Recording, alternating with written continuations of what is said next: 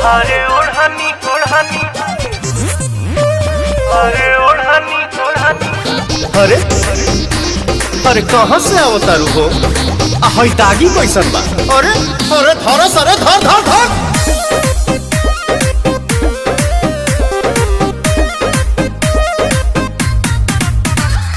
काहे पीछा परल बड़ा हमारे पमरल बड़ा मटकू की पिया तारा दूध से काचरल बड़ा।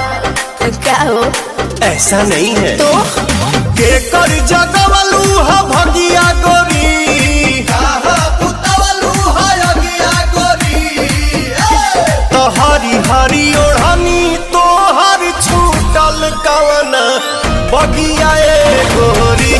तो हरी हरी ओढ़नी तो हर छूटल कवन बगिया ए गोरी।